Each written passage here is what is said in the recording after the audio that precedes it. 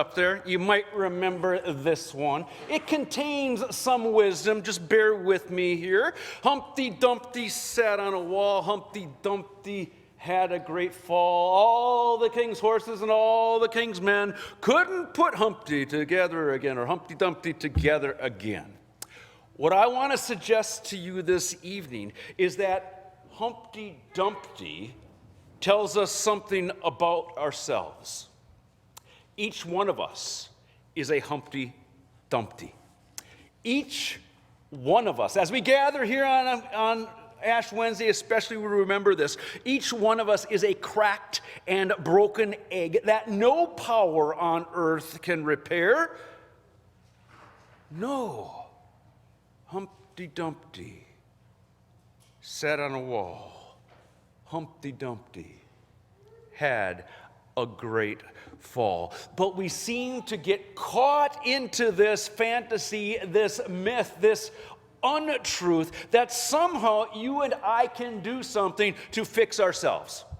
We've fallen off the wall, we're cracked and broken, and we're going to glue ourselves back together again somehow. It's a fantasy. Nations think that with just a little bit more power, they can take over the world and make things right again, at least right for them.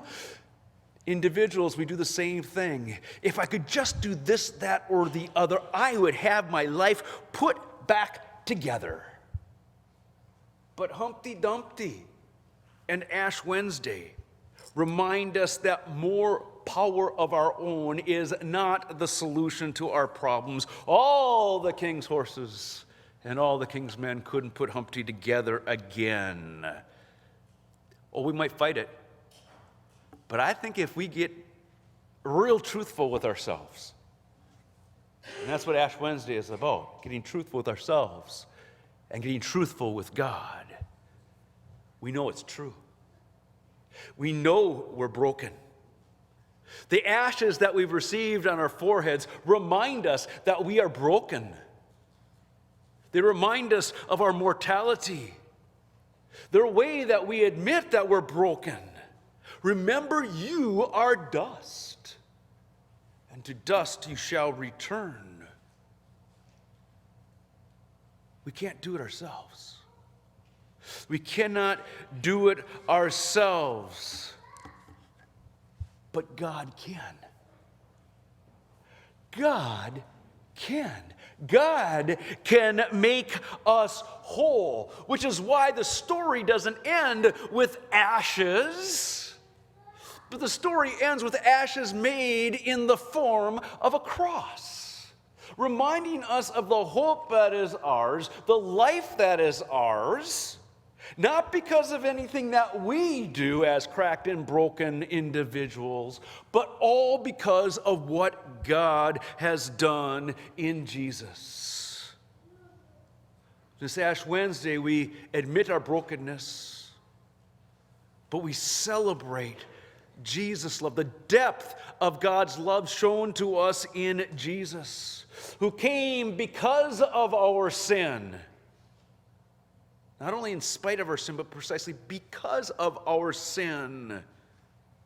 To take care of anything and everything that would separate us from the love of God, and what would separate us from that life, that way of life that God has intended for us. God came in Jesus, right? Who lived and loved and died and rose as a demonstration of his love for us and as the means through which God conquered even that great final enemy, death.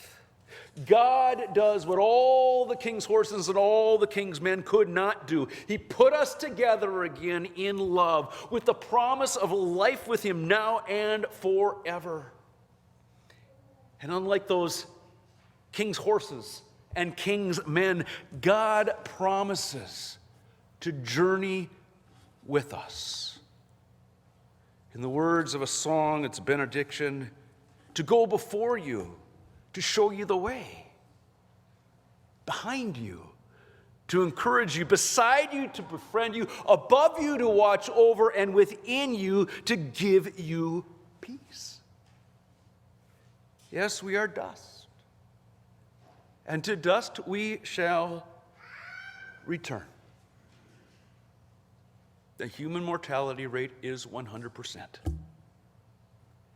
But at the same time, the life, the death, the resurrection of Jesus is real. And Jesus is alive in us. And Jesus continues to draw us each and every day into the abundant life now and forever. Drawing us into the abundant life now in this time.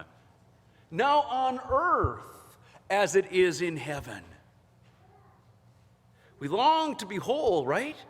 We want to be whole now on earth as it is in heaven. We want to set aside, when we get really honest with ourselves and with God, we want to set aside those delusions of being able to do life on our own. That we can make ourselves whole. We know better than that. That we can heal ourselves and put ourselves back together again. We know better than that. We want to set that aside, and we want to set all of that aside and replace all of that with the reality of the love and the experience of the love of Jesus, life-giving love. Lent is a time to act on those desires. And so throughout these 40 days ahead of Lent now that lie ahead of us, to reference the reading from Matthew, we might engage in prayer that leaves us open to knowing God's strong love for us, love that refuses to let you go. So how are you praying these days? And how might that change for 40 days?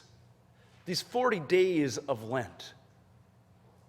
Because it's not in my notes here, but because it's in the Lenten Faith Mentoring handout. When you write two things at the same time, you kind of forget which one's where.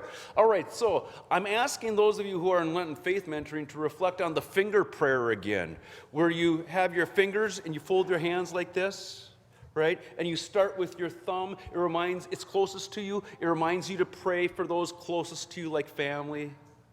Your pointer finger to pray for people and things around you that you can see, like from my office here, the athletic fields.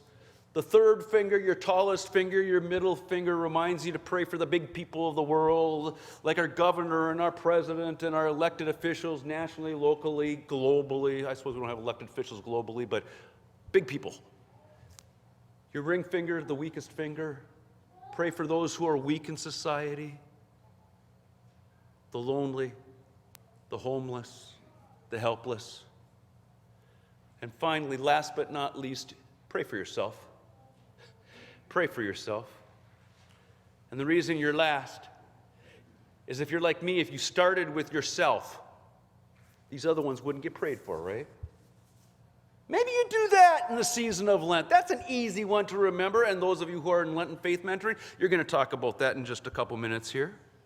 So throughout these 40 days, maybe you'll engage in prayer in a different kind of way than you have up to this point. Throughout these 40 days, maybe we'll give alms. It's a fancy way of saying maybe we will be more generous in our giving to organizations which work to alleviate the suffering and struggles of people all over the globe. Homeless, hungry, the lonely, asylum seekers, immigrants, refugees, and not in a, oh, look how good I am sort of way. It's not what this is about, but humbly. And as a way to show love toward people who, like us, cannot be made whole without love. And throughout these 40 days of Lent, maybe we will fast. It means giving something up, once again, emptying spaces and places in our lives so that the grace of God might prevail and find a home, even in us. You know, you've heard the phrase giving stuff up for Lent, and you might give something up for Lent, you might take something on, a new practice for Lent. But I want you to think about not only how you might literally fast, which taken literally means refraining from eating or eating a certain type of food in a certain time frame, But fasting can be giving anything up or maybe taking something on. I'm going to focus on the giving up. Oh, people give up sweets, and I'm not going to suppose. Okay, it takes a village to raise me. Don't let me eat anything that can be categorized as junk food for the next 40 days. All right, just keep me honest when you see me here. But instead of stuff like giving up that, or maybe you'll give up TV, or maybe you'll give up screen time or Facebook for the season of Lent, what do you need to give up to make room for God? But here's another way to look at it. Maybe you'll give up grumbling. I think the world might be a pretty nice place if we all did that. Maybe you could give up pointing out other people's shortcomings. Maybe you'll give up speaking unkindly. Maybe you'll give up talking or acting with hatred in your heart. Maybe you could give up your worries and anxieties and give them over to God. Try that for a while.